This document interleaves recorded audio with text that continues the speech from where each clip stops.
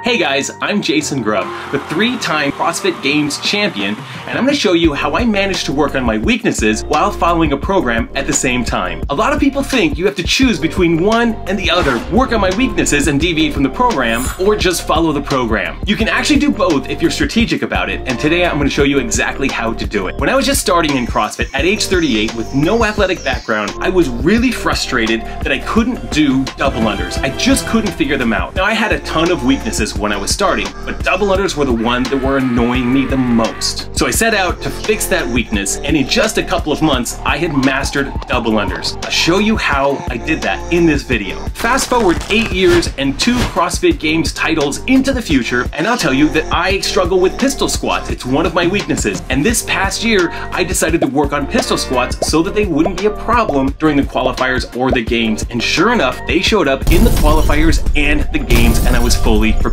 for doing pistol squats. But I always say it's better to be pre-prepared. So here's the problem. We all follow a program. Whether you're at a CrossFit gym and you're just following that gym's program, doing classes at the gym, or you're following a specific program like Mayhem Masters for competitive Masters athletes. If we follow that program to a T, how do we actually work on our weaknesses? This is a question I get all the time, and let's get into it. But first, thank you to Element for sponsoring this episode.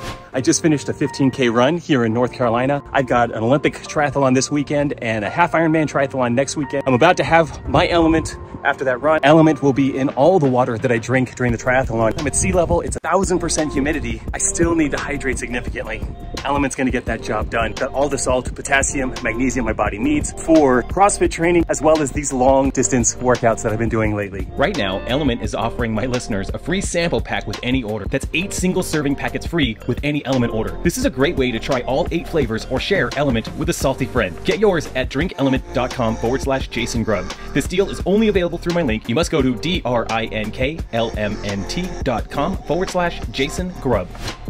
All right, the first thing we need to do when we're thinking about working on our weaknesses is prioritize our weaknesses. We need to figure out which weakness we need to work on that would give us the best bang for the buck. For example, if my squats aren't very good, and actually my squat snatch, my squat clean, all those aren't very good because I have major mobility issues, the weakness I would work on there is mobility. I would also work on the more foundational movements first. So I'm gonna try to master the strict pull-up before I work on kipping pull-ups, before I work on kipping chest to bar pull-ups, before I work on muscle-ups, and then ring muscle-ups. You gotta walk before you can crawl. Next, what I like to do is substitute a weakness into some of my workouts. When I was working on double unders, I could run all day long because I had just come from kind of a jogging background. Oh, Fredo sauce. I'm getting a stitch. I was really bad at double unders. So oftentimes in a class workout, what I would do is I would swap out double unders when there was a run. I would talk to a coach, I would say, hey, I'm really working on double unders, and instead of the 200-meter run, how many double unders could I do or should I do? It's just something that's driving me crazy and I want to work on it. Is that cool? One of the things I did to work on my pistols this year, every time Mayhem programmed sled pushes, I subbed in pistol squats.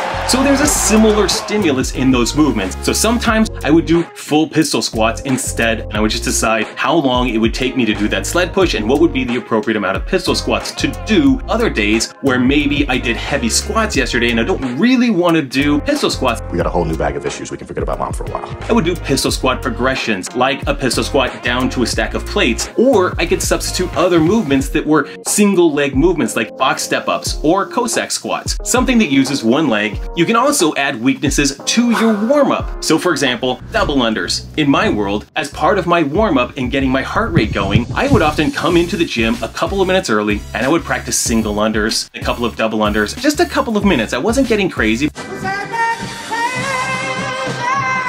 For pistol squats, what I've done as I'm just warming up, I do a hip warm up, I do some mobility for my ankles, and I always incorporate some single leg work like Cossack squats or reverse lunges. Another thing you can do is add dedicated skill work 2 to 3 times a week in addition to your primary workouts. So this might be something you do at home, you come into the gym later and do. It's just dedicated work on a particular weakness. So for me, with double unders 2 to 3 times a week, I would stay after class and I would do a version of a workout called Flight Simulator. I remember this was was a workout in class one time and I could not complete it. You do 5 double unders unbroken, then 10, then 15, then 20, all the way up to 50, and then back down to 5. So if you trip on your 39th rep of your set of 40, you have to redo the entire set of 40. I did Flight Simulator 2 to 3 times a week after class until I finally got double unders and I could get through Flight Simulator in like 7 minutes. Maybe that was crazy, maybe I'm crazy,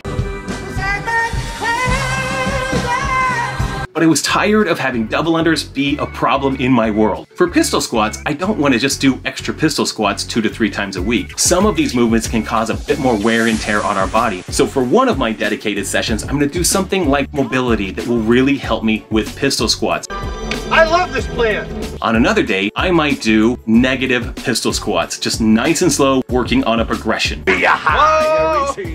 Another day, I might do pistol squats to a couple of stacked plates on the ground, giving my body a really decent single leg stimulus over the long run. Now there are some movements that you can practice 2 or 3 times a week that are a weakness that aren't really going to wear you out. For example, if you wanted to build up additional stamina, you might be able to do extra work on a Concept 2 bike. This isn't going to create significant overuse issues. Another thing that I did when I first qualified for the games is I had to figure out how to do open water swimming. In my first attempt at open water swimming, I had to be rescued from the water because I had basically a panic attack at the 100-meter mark on a 750-meter swim. The next week, I actually did 4 days in a row of open water swimming in a very small pond just to build my confidence, my ability to swim in the water. But swimming doesn't have that like hard work to it except for like internal panic. My God! Okay, it's happening.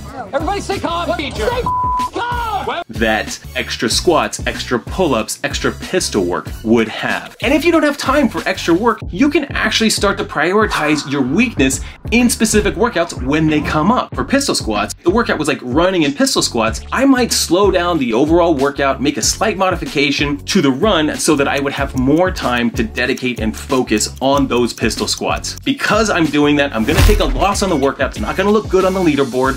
Just focus. So let's say that you're doing a workout Fran. Most of the time, you want to do Fran as fast as absolutely possible.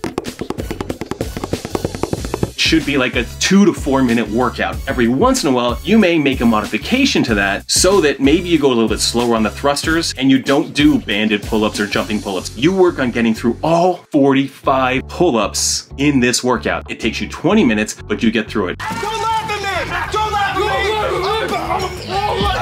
Everyone has weaknesses, and it can be challenging to work on weaknesses when you're trying to follow a program, but it is absolutely possible if you first prioritize your weaknesses. Substitute weaknesses for movements in a workout. Add working on variants of that weakness to your warm-up. Add dedicated skill work to a specific movement 2 to 3 times a week. Create a particular focus on a weak movement in a particular workout. Do or do not. There is no try. Let's absolutely crush those weaknesses, guys. And if you have questions or even advice about how to approach specific weaknesses, how to prioritize them, or various progressions, go ahead and leave a comment and let's all help each other get better. And remember, gang, it's our time to get bolder, not older. See you next time.